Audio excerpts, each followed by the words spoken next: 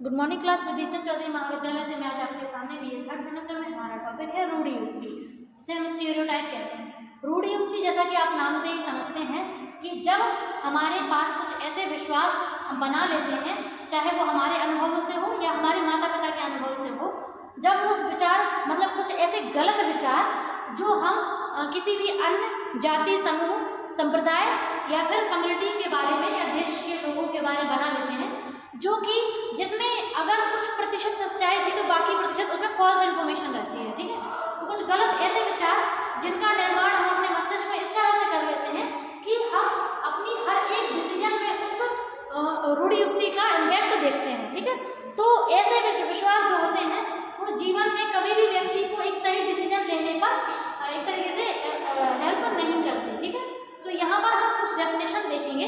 First definition है किम्बालियन की। इनका कहना है कि रूढ़ि युक्ति एक गलत वर्गीकरण करने वाली धारणा है जिसके साथ पसंद नापसंद, स्वीकृति अस्वीकृति जुड़ी होती है। जैसे होता क्या है, किसी एक पर्सन की कोई इमोशन किसी एक अदर पर्सन ने हर्ट कर दिए या कोई चोट उनको पहुंचा दी, तो उसकी वजह से जब हम किसी अन्य दूसरे समूह जाति के लोगों के बारे में गलत विचार बना लें कि ये तो ऐसे ही होते हैं, ये सभी ऐसे होते हैं, तो वो हमारी रूढ़ि युक्ति होती है। ठीक है, तो चाहे उसमें हमारे खुद के अनुभव हो या वो हमारे माता पिता या हमारे परिवार या पड़ोसियों का अनुभव हो। ठीक, नेक्स्ट हमारा है जहूदा की, ठीक कुंपू स्वामी की। तो इनका कहना है कि आमतौर पर रूढ़ि युक्ति को त्रुटिपूर्ण वर्गीकरण करने वाली धारणा का है, यानी कि गलत विचारों से, मतलब गलत तरीके से जो हमने वर्गीकरण किया है किसी भी अन्य जाति धर्म समूह का, तो उससे जो भावना या जो विचार डेवलप होता है वो रूढ़ि युक्ति कहलाता है। ठीक, और जहूदा का भी कहना यही है कि रूढ़ि युक्ति एक समूह के लोगों के प्रति, समूह के प्रति एक कल्पित मतलब होता है कल्पनात्मक, यानी कि आपने अनुमान लगा लिया। ठीक, एक के व्यवहार के आधार पर आपने सबके बारे में अनुमान लगा लिया। ठीक, तो चूंकि वो बहुत ही गलत होता है। ठीक है, तो ये बहुत ही गलत व्यवहार है। ठीक, अब इसके बाद हम देखेंगे रूढ़ि युक्ति के कारण। तो इसमें पहला है आंशिक वास्तविक अनुभव। होता क्या है कि हमने 1% तो अनुभव किया, ठीक, अपने आसपास किसी एक व्यक्ति, एक समूह का अनुभव हमने किया, लेकिन उसकी वजह से हम अगर पूर्ण भारत, क्या बोलते हैं, एक किसी पूर्ण कम्युनिटी को हम वैसे गलत बोलते हैं, तो क्या ऐसे ही होगा? तो यानी कि हमारे पास जो जानकारी है, जो अनुभव वास्तविक तो है, मैं मानती हूँ, लेकिन वो आंशिक है, यानी कि वो टुकड़े में है, एक बूंद के बराबर होता है वो। ठीक है ना, तो वो चीज जो पूर्ण है ही नहीं तो हम उसको पूर्ण माने क्यों, है ना? तो ये होता है। नेक्स्ट है अनुकरण। अनुकरण तो आप जानते हैं, जैसे माँ बाप हैं अपने बच्चों का पालन पोषण करते हैं, तो होता क्या है कि बच्चे अपने माँ बाप की कही हर बात को सही मानते हैं, चाहे वो उनकी किसी भी रूढ़ि युक्ति से ही जुड़ा क्यों ना हो। ठीक, अगर माँ बाप ने कह दिया ऐसा होता है तो बच्चा आंख बंद करके मान लेगा हाँ ऐसे ही होता है, भले ही वो चीज सही ना हो। ठीक, तो रूढ़ि युक्ति में अनुकरण बहुत ही ज्यादा होता है। ठीक है, नेक्स्ट है परंपरा और लोकरीति।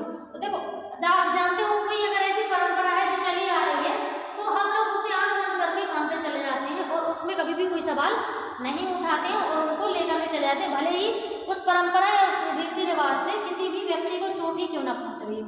तो ये ऐसे धारणाएं हैं जो उस समय तक, जिस समय मतलब बनाई गई, उस समय लोगों को कोई दिक्कत नहीं थी तो बन गई, लेकिन अब लोगों को मान लीजिए प्रॉब्लम हो रही तो उनको खत्म करना चाहिए। बिल्कुल ठीक। नेक्स्ट है सामाजिक शिक्षण। तो कई बार तो ऐसा होता है कि समाज के लोग ही ये सारी चीजें हमें सिखा लेते हैं कि उन चीजों को सीखने की वजह से अपने अंदर धारण कर लेते हैं। नेक्स्ट है सामाजिक सांस्कृतिक दूरी। अब देखिए, हर कम्युनिटी, कल्चर, जाति समूह एक दूसरे से चूंकि डिस्टेंस पर है, अलग अलग रहता है, तो कभी वो एक दूसरे से किसी भी विचार पर सहमत नहीं हो पाते और कभी वो एक तरह अपने विचार रखते भी नहीं है ना, तो उससे पता भी नहीं चलता है कि हमारे जैसे जाति समूह में क्या चीजें सही हैं, क्या चीजें गलत हैं, दूसरे के में क्या सही है, क्या गलत है।